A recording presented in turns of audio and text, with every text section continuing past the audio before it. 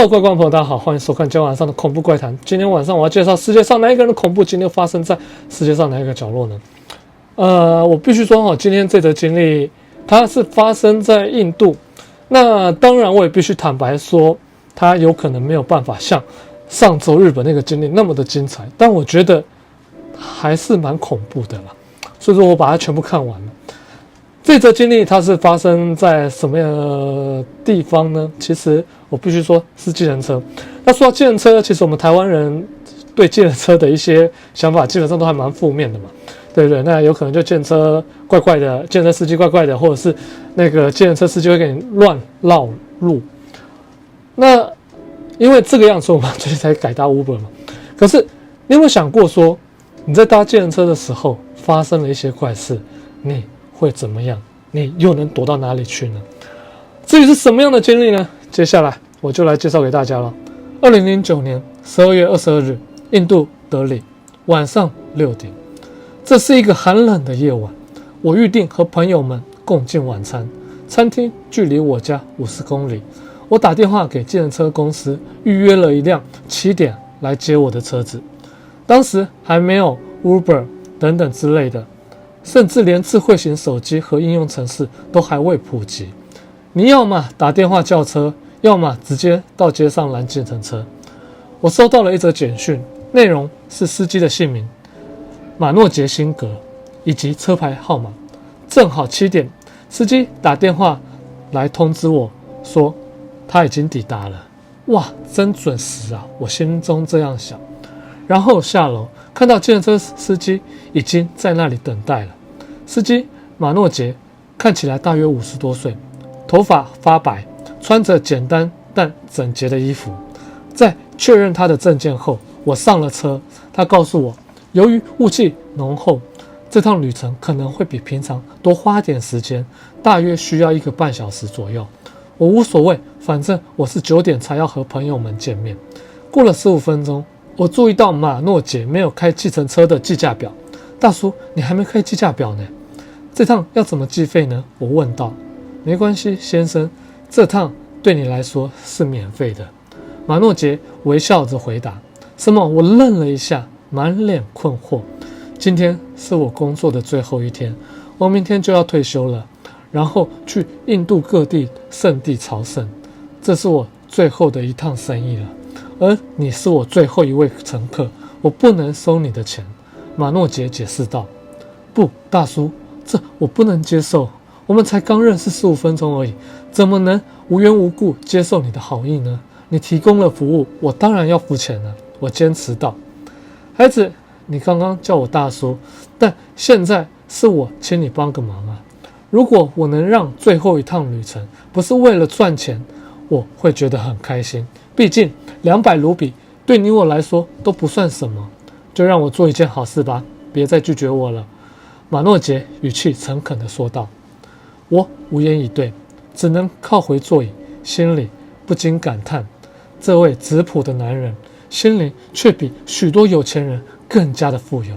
我们开始聊天，马诺杰话匣子一开就停不下来。他告诉我自己已经开计程车35年了，这么多年来，我从来没有错过任何一个接送，也从来没有迟到过。马诺杰自豪地说道。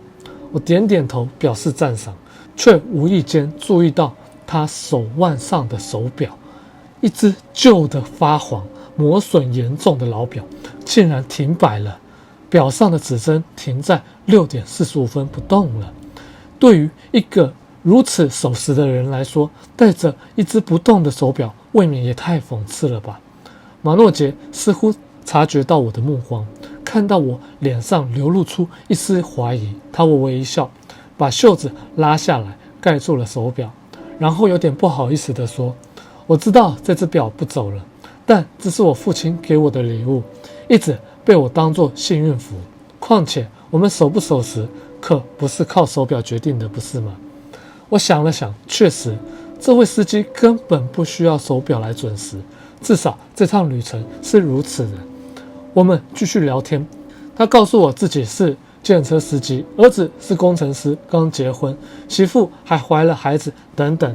我们准时抵达了目的地，连1分钟都不差。这90分钟，我与这位善良的男人度过了一段难忘的时光。下车时，我对马诺杰说：“能遇见你这样的好人真的很难得。我知道你不会收我的钱，但至少请你收下这个东西，作为这趟旅程的纪念。”我取下自己手上的手表，递给马诺杰。他犹豫了一下，最后才接过。我再次感谢他，向他道别。马诺杰开车离开了，我则走进餐厅与朋友们会合。然而5分钟过后，我的手机响了。我接起电话，对方是一名女性。先生，我是计程车公司的客服人员，我们非常抱歉，你预定的接送还没有安排好，我们会马上派另外一辆车来接您。他的语气充满了歉意。你说什么？我愣住了，脱口而出：计程车早就准时来接我了啊，还把我送到了目的地。电话那头沉默了一下，然后那位女士缓缓开口：先生，请问是哪位司机接了您呢？马诺杰辛格啊，就是你们安排的司机。我还特地核对了他的身份证和车牌号码。我答道：先生，这里恐怕有些误会。他的声音开始有些颤抖，然后话语像重锤一般落下。马诺杰辛格，今天大约在6点45分发生了一场车祸，当时他正要去接您，却在路上被一辆货车撞上，当场丧命。我们刚刚才收到他的死讯。我僵在原地，手机从我的手里滑落，脑袋一片空白，只剩下沉重的嗡鸣声。6点45分，马诺杰的表当时正是6点45分，指针就停在那一刻。我终于明白为什么马诺杰拒绝收钱，因为他已经不需要了。我也明白为什么他的手表不走了，因为他在死亡的那一刻就停摆了。但即使如此，马诺杰仍然履行他最后的一次工作，依旧准时到达了。即使他已经不在人世，依旧守时到分秒不差。站在冷气开放的餐厅大厅，我开始冒出冷汗，背脊发凉。突然我想到了一件事情，低头看了自己的手腕，我的手表还戴在我的手上。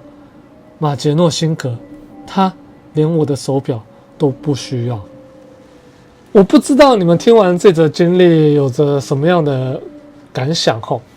因为其实你看到这篇故事的经历的2/3，你都会觉得他就是单单纯纯的一个搭计程车的一个经验嘛，对不对？很正常的跟司机聊天，但到后面才发现，原来这个计程车司机不是人。我不知道我觉得这是真的话，这计程车司机真的希望他一路好走。他人一生载了这么多的旅客到他们想要去的地方，这真的是还蛮好心的啦，连最后一趟也是这个样子，不忘自己的职责。听完是令人难过了。谁晓得？我记得我好像有去过一些地方，好像那些地方的像是老板啊或工作人员很尽责的做他的工作，但他死后有时候还会出现在那个地方，不是吗？或许他们的责任感变成了他们的怨念，也说不一定吧。有时候该退休还是要退休了，退休之后有可能就不用担心这些事情了，不是吗？不要把这些东西幻化成你的怨念。好 ，OK， 我是高尚的前面，那今天影片就拍摄到这个地方为止，非常感谢大家收看，我们下周再见，拜拜。